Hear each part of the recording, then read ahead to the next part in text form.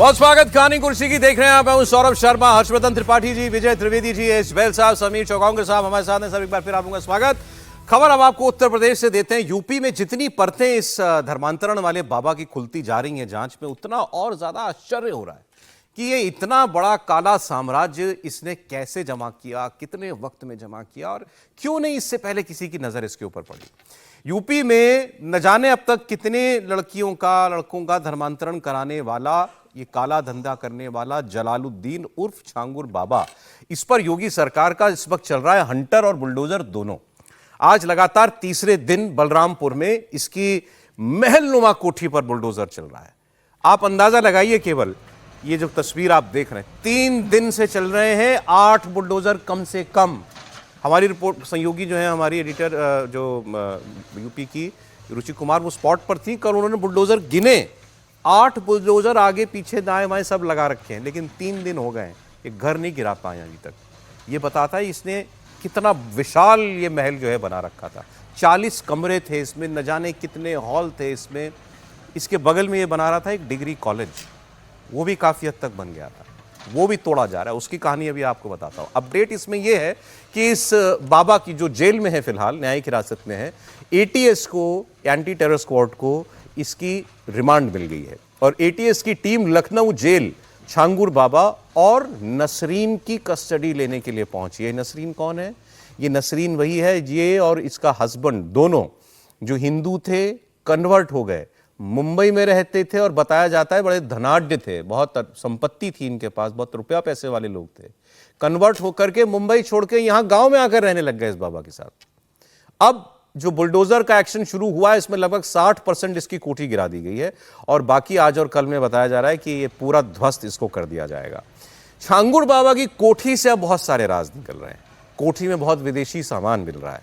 इस कोठी में एक मिनी पावर हाउस भी मिला है, जहां से पूरे घर को बिजली सप्लाई की जाती थी। बड़ी बड़ी बाउंड्री और ऐसा गेट लगाया है बाहर, जिस पर ऐसा लगता है किसी रिजॉर्ट का या बहुत बड़े 5 स्टार होटल का गेट हो, ऐसा तो उसने दरवाजा बनवाया। चारों तरफ सीसीटीवी कैमरे लगा रखे थे। और एक और महत्वपूर्ण बात, मुख्य रोड से इस घर तक जाने के लिए सड़क नहीं थी, इसने खुद सड़क बनवाई। 500 मीटर की सड़क इस आदमी ने खुद बनवाई, केवल अपने घर को रोड से कनेक्ट करने के लिए। छांगुर की कोठी से विदेशी नस्ल का घोड़ा मिला है, 6 विदेशी कुत्ते मिले हैं। इसकी कोठी से विदेशी ब्रांड की और बहुत सारी चीज़ें मिली हैं और कल भी मैंने आपको बताया था कुछ दवाइयाँ यहाँ से ऐसी मिली हैं जो आम दवाइयाँ नहीं हैं और वो जांच कर रही है एटीएस की किस काम में इनको लेता था यहाँ से। लेकिन ये इसने अपना पूरा ये जो है नेटवर्क सेट कर रखा था इसी घर से। हालांकि ये कोठी, वो जो महिला है नीतू उर्फ नसरीन, जो अब गिरफ्तार है, वो भी, उसकी भी रिमांड मिली है, उसके नाम पर ये घर है। इस बाबा का नाम पर ये घर जो है नहीं है। वो डिग्री कॉलेज वाली बात, अब जांच में ये बात सामने आ रही है कि ये डिग्री कॉलेज ये व्यक्ति अपने घर से सटा हुआ इसलिए बना रहा था ताकि वहां पर ये बच्चों को, नौजवानों को जो वहां आएंगे पढ़ने के लिए, उनको भी ब्रेन वॉश करके उनको कन्वर्ट कर सके। तो बड़ी दूर की चीज इसने सोची हुई थी। इसका अगर आपने बैकग्राउंड थोड़ा सा पढ़ा है तो हैरान करने वाली कहानी है वैसे इसकी। अब ये 2012-13 तक गांव में नग नगीने बेचा करता था, साइकिल पर चल करके, अंगूठियों में जो लगते हैं वो बेचा करता था, ताबीज में जो लगाते हैं। हुआ कहानी इसकी ये बताते हैं कि कुछ लोगों को लगा कि हमें इसका दिया हुआ नग पहनने से फायदा हो गया, तो इलाके में इसकी ख्याति बन गई। तो अब ये नग बेचने वाले एक आम आदमी से बन गया बाबा। फिर इसने अपनी बीवी को मुखिया का चुनाव लड़वाया, वो जीत गई। 2 लगातार चुनाव वो जीत गई, तो अब उस इलाके में इस आदमी की पैठ बन गई। फिर उसके बाद ये गया मुंबई। मुंबई में इसके कुछ रिश्तेदार रहते थे। मुंबई इसका आना जाना शुरू हुआ और मुंबई में इसकी मुलाकात इस कपल से हो गई, ये नीतू और इसका पति। फिर ये दोनों, बताया जाता है ये दोनों किसी चीज को लेकर के परेशान थे।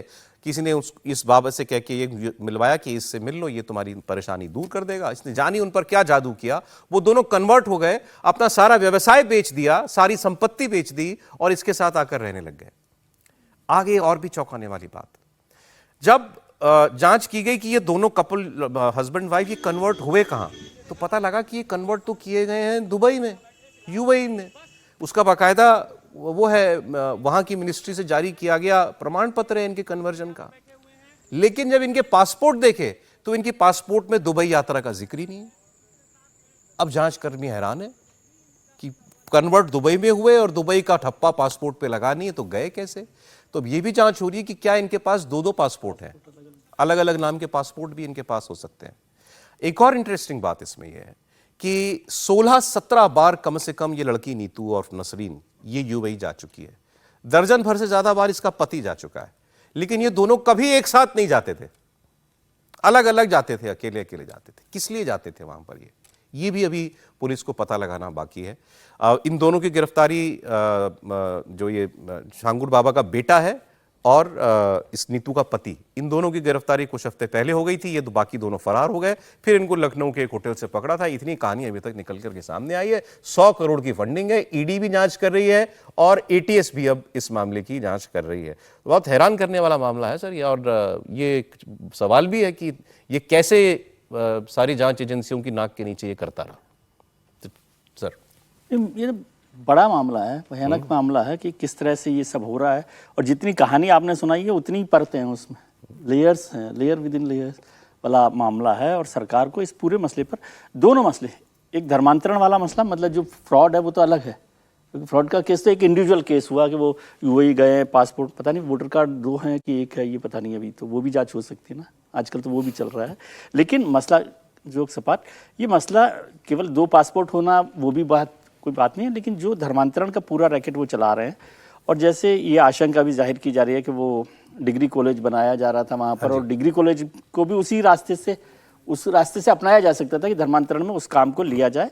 तो सरकार को केवल ये जलालुद्दीन या जो भी है छांगुर बाबा जिसे आप कह रहे हो उन पर ही नहीं, इस पूरे रैकेट पर कुछ काम करना चाहिए। और मुझे लगता है कि उसमें और राजनेता भी शामिल हो सकते हैं और सरकार के भी अफसर शामिल हो सकते हैं। उसको कोई पर्सनल मत लीजिए कि योगी सरकार की बात मैं कर रहा हूँ, लेकिन बहुत सारे लोग, क्योंकि ये पूरा काम बिना किसी नेटवर्क के नहीं हो सकता। वैक्यूम में थोड़ी होते हैं काम, वैक्यूम में नहीं होता है कि इतना बड़ा काम हो रहा है। इतनी बड़ी कोठी बलरामपुर में कोई इतनी बड़ी कोठी बनाएगा तो वैसे ही सबको खबर होगी भाई किस वजह से बन रहा है। और जो आदमी देखी वो कोठी ना, हाँ वही, अरे 4 दिन से तो आप तोड़ नहीं पा रहे हैं तो उस कोठी को, और जो आदमी साइकिल पर नग बेच रहा हो वो इतनी बड़ी कोठी बना रहा है, तो वैसे ही लोगों को, मोहल्ले भर को या पूरे गांव को पता पड़ता है कि क्या हो रहा है। तो इस नेटवर्क को थोड़ा सा मुझे ख्याल से योगी आदित्यनाथ ने जो कल शब्द इस्तेमाल किए इस आदमी के लिए, जल्लाद, कि हमने अभी एक जल्लाद पर कार्रवाई की है, तो यूं ही तो वो ऐसा शब्द इस्तेमाल नहीं करेंगे त्रिपाठी जी? नहीं, ये जल्लाद तो निश्चित तौर पर है, जलालुद्दीन नाम भी है, जल्लाद भी है। लेकिन मुझे लगता है कि इस कहानी को, इस खबर को देश के हर हिंदू और हर मुसलमान को देखना चाहिए। देश में जो ये हिंदू मुसलमान की डिबेट होती है, और कई बार कोई भी ऐसी बात करिए तो आपको सांप्रदायिक करार दिया जाता है। 1,500 के हिंदू लड़कियों के कन्वर्जन की बात यहां आ रही है, 1,500। अभी कुछ दिन पहले फतेहपुर वाला था जो दावत वाला, उसमें भी ऐसे ही मामला आया था। अगर ऐसे उत्तर प्रदेश के हर जिले में ऐसे निकल रहा है, अभी ज्यादा समय नहीं हुआ जब द केरला स्टोरी हुई, और पता नहीं आप लोगों ने देखी नहीं, मैं तो अपील करता हूं कि हर भारतीय को केरला स्टोरी देखनी कि कैसे उन हिंदू लड़कियों को कैसे कन्वर्ट किया जाता है, और पूरे लड़के लड़की दोनों मुसलमान मिलते हैं और कैसे वो तैयार करते हैं कि आपका भगवान बेकार है, आपकी संस्कृति बेकार है, आप जैसे रहते हैं वो गलत करते हैं, और देखिए यहाँ कितना अच्छा है, सब कुछ कैसे ठीक हो जाएगा। ये जो आप कह रहे हैं कैसे दोनों कैसे कन्वर्ट हो गए नहीं पता है, ऐसे ही कन्वर्ट होते हैं। हिंदू को इसलिए देखना है कि उसको अगर अपने समाज को बचाना है तो जलालुद्दीन जैसे नीच प्रवृत्ति के लोगों से कैसे बचें। मुसलमान को इसलिए देखना है कि अगर आपके बीच का आदमी ऐसी हरकतें कर रहा है, ऐसे नीच कर्म कर रहा है, और फिर भी आप चुप हो जा रहे हो, अच्छा ठीक है, 2 लड़कियां हिंदू से मुसलमान बन गई, आप भी खुश हो जा रहे हो, देखो मुस्लिम बना लिया, खतरनाक है ये, इसकी बात करनी चाहिए। ठीक, भला है कि योगी आदित्यनाथ हैं तो इस तरह की कार्रवाई हो रही है, वरना तो जो विजय जी कह रहे हैं कि अधिकारी मिले होंगे, जाने कौन मिलेगा, अच्छा उनको लगता है चलो ठीक है यार पैसे मिल रहे हैं। मुझे तो जो जानकारी है कि एक दाऊद इब्राहिम से संपर्क रखने वाला एक बड़ा नेता महाराष्ट्र का, मुस्लिम नेता, जो अब उस स्थिति में नहीं है, उससे भी इसके बहुत अच्छे रिश्ते हैं, उसका सरपरस्त रहा है। लेकिन सवाल यह है कि ऐसे लोगों का नाम लेगा कौन, ऐसे लोगों पर कार्रवाई कौन कराएगा? और अभी भी जलालुद्दीन और ये कुछ लोग तो पकड़े गए, सारा नेटवर्क ध्वस्त हो पाएगा क्या? मुझे लगता है इस मामले की सीबीआई जांच होनी चाहिए और इससे जितने जुड़े लोग हैं उन पर कड़ी से कड़ी कार्रवाई। देखिए, 2 चीजें हैं इसमें। एक तो क्रिमिनल एक्ट है, वो भी 2 हैं। सबसे पहला क्रिमिनल एक्ट जो है वो रिलीजियस कन्वर्जन का है, और दूसरा है जो मनी लॉन्ड्रिंग का, जिसमें 100 करोड़ के करीब रुपया कहां से आया, क्यों आया, कैसे आया। लेकिन मैं इससे भी एक महत्वपूर्ण चीज पे जाना चाहता हूं। आपका ध्यान लेके जाना चाहता हूं मैं भावरपुर पे, मैं लेके जाना चाहता हूं मरकज सुबहानअल्लाह पे। अगर आप देखिए वो 15 से 18 एकर्स पे बना है। कहीं ना कहीं देखिए इसको बना रहे हैं, कैसे बना रहे हैं, बड़ी बड़ी बिल्डिंग है, बड़े वॉल्स हैं, बड़ा गेट है, और साथ ही में एक एजुकेशनल इंस्टीट्यूशन आने वाली है। इसी के अंदर रिक्रूटमेंट भी होगी, कन्वर्जन भी होंगे, और साथ साथ में इंडोक्ट्रिनेशन होगा। तो कहीं ये तो नहीं कि over a period of time इसमें कोई इंटेलिजेंस एजेंसीज जैसे कि आईएसआई पाकिस्तान की है या दूसरी एजेंसीज है, या फिर जो क्रिमिनल एलिमेंट्स हैं जो मिडिल ईस्ट के अंदर हैं, क्या उनका कहीं बहुत बड़ा नेटवर्क है इसके अंदर? बात है, 40-50 देशों की यात्राएं हुई हैं इनकी। बिल्कुल। और ये इसलिए जाते थे ये इतना विदेश में। एक पॉइंट है। बिल्कुल ठीक आपने कहा सर। आगे बढ़ते हुए महाराष्ट्र से खबर है। महाराष्ट्र में अब कुछ पॉलिटिकल पिक्चर साफ होती जा रही है, और वो साफ यूं हो रही है कि इंडिया अलायंस जो था अब वो बिखर रहा है। इसमें अब इसकी तो घोषणा उसमें शामिल पार्टियों के नेताओं ने कह दी है। अब ये सीरीज हालांकि बहुत पुरानी और लंबी है, इसमें एक नया अध्याय जरूर जुड़ गया है। 5 जुलाई को जो तस्वीर मुंबई के वर्ली से आई थी, उसे लेकर संजय राउत ने एक बड़ा बयान दिया है।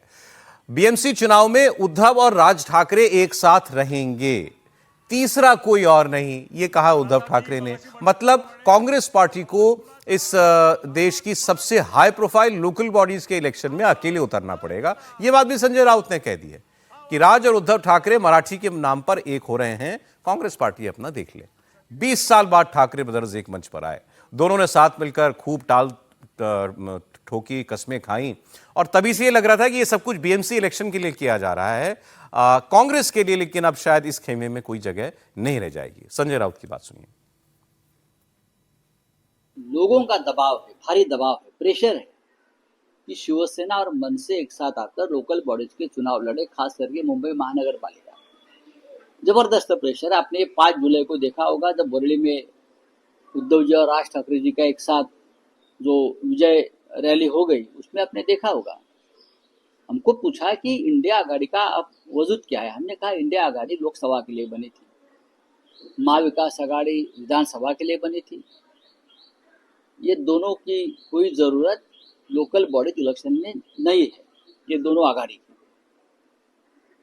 अब लोकल बॉडीज में लोकल इशू होते हैं, शहर के इशू होते हैं, बहुत स्थानिक मुद्दे होते हैं। इसके लिए हमको स्थानिक लोगों पर छोड़ना चाहिए, लेकिन हमारे पे दबाव है, लोगों की इच्छा है, लोगों की मांग है। अगर मुंबई को बचाना है, मुंबई पे मराठी मानुस का अधिकार हमको रखना है, तो राज ठाकरे और उद्धव ठाकरे जी को एक साथ आकर चुनाव लड़ना होगा। ये लोगों की मानसिकता और दबाव जरूर है। भाई इंडिया ब्लॉक जब बना था, इसका भी कोई संविधान बनना चाहिए था ताकि पता लगे ये कौन से इलेक्शन में लागू होता है, कौन से इलेक्शन में लागू नहीं होता। उन्होंने कह दिया था अभी तो विधानसभा लोकसभा के लिए था, अब हम तो राज ठाकरे और उद्धव ठाकरे मिलकर लड़ेंगे। कांग्रेस पार्टी को दूध में से मक्खी की तरह निकाल के कर दिया आउट। कांग्रेस को तो बाहर कर दिया है। तो तय था कि जिस दिन राज ठाकरे और उद्धव ठाकरे ने मन साझा किया तो तय था कि कांग्रेस सब गठबंधन लगभग इनका टूट चुका है। लेकिन सुप्रिया सुले का क्या? सुप्रिया सुले राष्ट्रवादी कांग्रेस पार्टी की है, वो तो दोनों भतीजों को हाथ पकड़ पकड़ कर साथ में ले जाके मिला रही थी। तो क्या सुप्रिया सुले इस गठबंधन में रहेंगी? क्या राष्ट्रवादी कांग्रेस का गठबंधन बनेगा और कांग्रेस को अकेला छोड़ दिया जाएगा? शरद पवार बोलेंगे कि भाई कांग्रेस अपना देख ले, हम भी राज ठाकरे उद्धव ठाकरे के साथ है। देखिए, साथ में मंच पे आना एक अलग बात है और साथ में बीएमसी का चुनाव लड़ना एक अलग बात है। क्या राज ठाकरे उद्धव ठाकरे की पार्टी में अपनी महाराष्ट्र नरेंद्र सेना का विलय करेंगे? टिकटों का डिस्ट्रीब्यूशन कैसा होगा? दोनों का मराठी वोट बैंक है। उद्धव ठाकरे भी वही सीटें चाहेंगे जहां पर राज ठाकरे का चाहेंगे, तो सीटों का डिस्ट्रीब्यूशन ये कैसे होगा? और अगर राज ठाकरे को अगर माहिम की आप देते हो, दादर का एरिया देते हो जो उद्धव ठाकरे का प्रभुत्व वाला है, और वही राज ठाकरे भी पूरी राजनीति करते हैं, तो उद्धव ठाकरे के जो वहां से कॉर्पोरेट ऑफिशियली अभी तक राज ठाकरे उद्धव ठाकरे का अलायंस हुआ नहीं है। ऑफिशियली बहुत मुश्किल है टिकट डिस्ट्रीब्यूशन करना, इतना लेकिन ये तो घोषणा ही थी जो उद्धव संजय राउत ने बोला, ये और क्या था कि हम पर बड़ा दबाव है कि साथ में लड़िए। नहीं दबाव है, लेकिन टिकट कैसे बांटोगे आप? दोनों का प्रभाव का क्षेत्र तो एक ही है। जहां से अगर आप राज ठाकरे को सीट दोगे तो उद्धव ठाकरे के कॉर्पोरेटर विरोध करके आते हो, एकनाथ का शिंदे के साथ चले जाएंगे। अच्छा, ये आपने निर्दलीय चुनाव कांग्रेस की जहां तक बात है, अभी आपने इसी तस्वीर का जिक्र किया, सुप्रिया सुले दोनों भतीजों को साथ ला रही थी।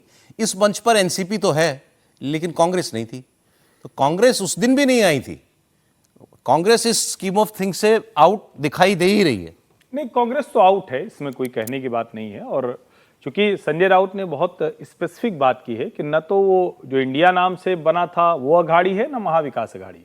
इसका सीधा सा मतलब हुआ ना शरद पवार आने वाले हैं नहीं आने वाले हैं, क्योंकि इनको भी पता है कि शरद पवार की पार्टी की भी कहां कितनी ताकत है बीएमसी में, उतनी बड़ी ताकत तो है नहीं।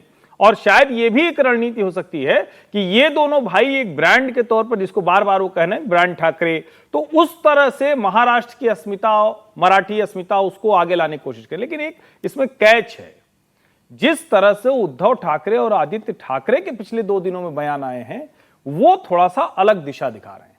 वो ये दिखा रहे हैं कि राज ठाकरे और महाराष्ट्र नवनिर्माण सेना के जो कार्यकर्ता, जो उनकी आक्रामकता है, उससे ये वाली उद्धव बाला साहब ठाकरे वाली शिवसेना डर भी रही।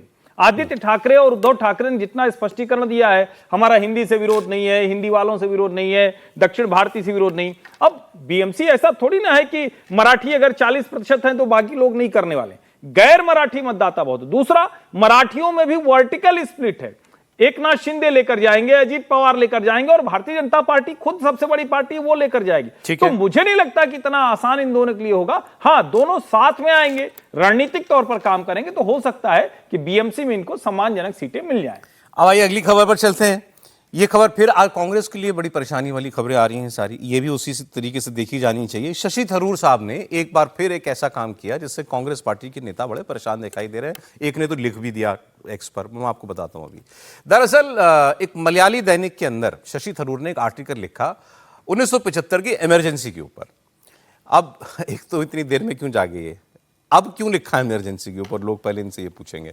खैर, इन्होंने इसमें लिखा है कि आपातकाल भारत का इतिहास का एक काला अध्याय है, साफ साफ इन्होंने कहा। इन्होंने फिर उसमें इंदिरा गांधी के बेटे संजय गांधी का नाम लेके कहा कि इंदिरा गांधी के पुत्र ने उस दौरान बड़ी जातियां की, जबरदस्ती नसबंदी का अभियान चलाया, दिल्ली में कई झुग्गी झोपड़ियों वालों को बेघर कर दिया, और वो एक कुख्यात उदाहरण बन गए थे इस इमरजेंसी का। लेकिन थरूर आगे कहते हैं, ये ज्यादा उनकी पार्टी को चुभेगा कि ये आज का भारत 1975 का भारत नहीं है। आज हम ज्यादा कॉन्फिडेंट हैं, ज्यादा विकसित हैं, और कई मायनों में ज्यादा मजबूत लोकतंत्र है। अब राहुल गांधी तो कहते हैं भारत में लोकतंत्र खत्म हो रहा है, खत्म हो गया है, सारे इंस्टीट्यूशंस बर्बाद हो गए हैं, अनडिक्लेयर्ड इमरजेंसी डिक्टेटरशिप चल रही है, और वो कह रहे हैं कि हम पहले से ज्यादा मजबूत लोकतंत्र हैं। मतलब थरूर सीधे सीधे मोदी की तारीफ कर रहे हैं। वो पहले भी कह चुके हैं, वो ऑपरेशन सिंदूर के दौरान उन्होंने सरकार का ही पक्ष रखा था, और अब उनकी पार्टी के नेता जो हैं वो खुलकर कहने लगे हैं कि थरूर साहब तय कर लो। एक इनके पार्टी के सांसद हैं मणिकम टेगोर, कौन से स्टेट से हैं सर? विरुधुनगर से हैं ये, कर्नाटक, केरला से ही है, केरला से ही है वो। केरला। तो इन्होंने लिखा है, मणिकम टेगोर लिख रहे हैं एक्स पर, सिटिंग सांसद हैं कांग्रेस के। When a colleague starts repeating BJP lines word by word, you begin to wonder, is the bird becoming a parrot? Mimicry is cute in birds, not in politics. तो क्या पंछी जो है वो तोता बन गया है और बीजेपी की लाइनें रिपीट कर रहा है? ये उन्होंने कहा है। अब इस आर्टिकल पर सवाल तो उठ नहीं थे, अब तय करना पड़ेगा क्या थरूर साहब को? आपको याद हो तो जिस दिन शशि थरूर ने एक पिक्चर पोस्ट की थी एक्स पर कि पंख आपके हैं और आसमान किसी के बाप का नहीं है, आसमान किसी का नहीं है, उस दिन भी मणिकम टैगोर ने जवाब दिया था। अच्छा। कि आसमान किसी का नहीं हो, लेकिन आसमान में वल्चर्स और तमाम तरीके के बाज और ये सब भी होते हैं, इसको भी ध्यान रख लेना चाहिए। ये जवाब उन्होंने उस दिन मणिकम ने दिया था उनको। और शशि थरूर साहब सौरभ जी को रोज समझाते हैं कि भैया मेरा कांग्रेस से विदाई का वक्त आ गया, चला चली की वेला है, इस गेट पर मैं खड़ा हूँ। अब किस दिन उनका माला लेकर वहाँ जो राजीव चंद्रशेखर करेंगे स्वागत या कोई और करेगा, उसकी देरी है। अब वो रोज समझाते हैं। अब आज इमरजेंसी को 50 साल वाला काम भी पूरा हुए बहुत दिन हो गए। हाँ। जिसपे भारतीय जनता पार्टी ने पूरी जून में हुआ, आप जुलाई में आर्टिकल लिख रहे हो। अच्छा, प्रियंका गांधी का स्टेटमेंट आया भाई, सुन लें। डॉक्टर शशि थरूर ने इमरजेंसी को लेकर के एक आर्टिकल लिखा है, उसमें उन्होंने उस समय की सरकार को दोषी ठहराया, क्या कहना है सर?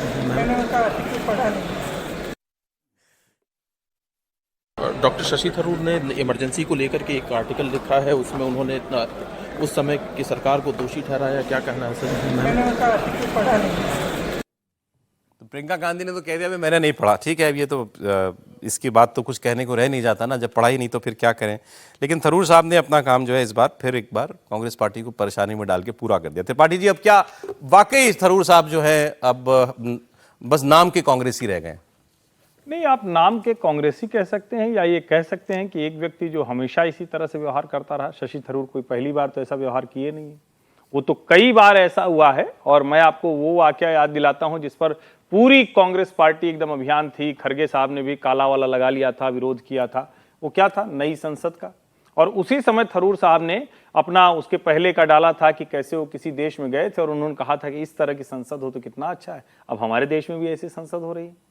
तो मुझे लगता है शशि थरूर तो अपनी जगह पर खड़े हैं, कांग्रेस को तय करना है और क्या कांग्रेस ये अफोर्ड कर पाएगी कि उनको इस तरह से निकाले। क्योंकि अब तो वो जहां खड़े हैं, जो विजय जी की बात से मैं सहमत हूं, वो तो कह रहे हैं भाई धकियाओ, हमें निकाल दो, जो करना है कर लो।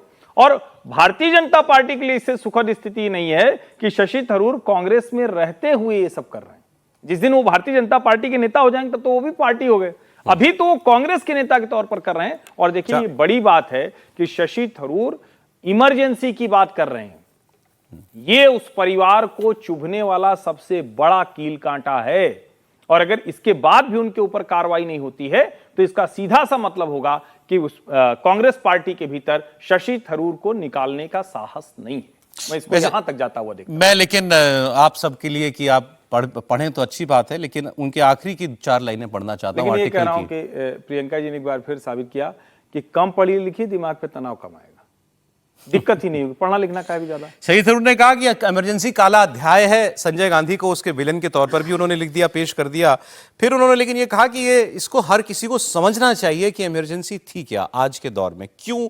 फिर वो अंत में लिखते हैं, अब क्या इसमें उन्होंने मोदी सरकार को भी मैसेज दिया है। उन्होंने चेतावनी दी कि सत्ता को केंद्रीकृत करने, असहमति को दबाने और संवैधानिक सुरक्षा उपायों को दरकिरार करने का लालच कई रूपों में सामने आ सकता है। अक्सर ऐसी प्रवृत्तियों को राष्ट्रीय हित या स्थिरता के नाम पर उचित ठहराया जाता है, इसीलिए आपातकालिक कड़ी चेतावनी है। बाकी आपके विवेक पर एक छोटा सा ब्रेक लेते हैं। शशि बात याद है आपको, उन्होंने कहा था कि कुछ लोग कांग्रेस में हैं, कुछ लोग कांग्रेस के हैं। ये बयान भी उन्होंने शशि थरूर जी के लिए दिया था। अब वो पता नहीं कि अभी कांग्रेस के हैं कि कांग्रेस में है, जानकारी नहीं है मुझे। ठीक है, तो ब्रेक लेना होगा सर मुझे। हाँ, मतलब शशि थरूर किसी के लिए भी एसेट नहीं है, ना कांग्रेस के लिए एसेट है, ना बीजेपी के लिए एसेट बनेंगे। बीजेपी के लिए भी नहीं है। नहीं, 70 साल के हो गए, राजनीतिक जीवन बचा नहीं है, और वो सांसद बने तो कांग्रेस के कारण केरल में बने हैं। अगर वो भारतीय जनता पार्टी में चले जाएंगे तो वैसे भी केरल में भारतीय जनता पार्टी का कोई नाम लेने वाला ऐसा है नहीं कि बहुत बड़ा कोई भारतीय जनता पार्टी का चेहरा बन जाएंगे, भारतीय जनता पार्टी की विधानसभा में सरकार ले आएंगे। तो मुझे लगता है कि शशि थरूर स्वच्छंद तरह के नेता है कि जो मन में आता है बोलते हैं। उन्होंने कांग्रेस से कोई बहुत राजनीति लेना देना है ना भारतीय जनता पार्टी और संघ की राजनीति।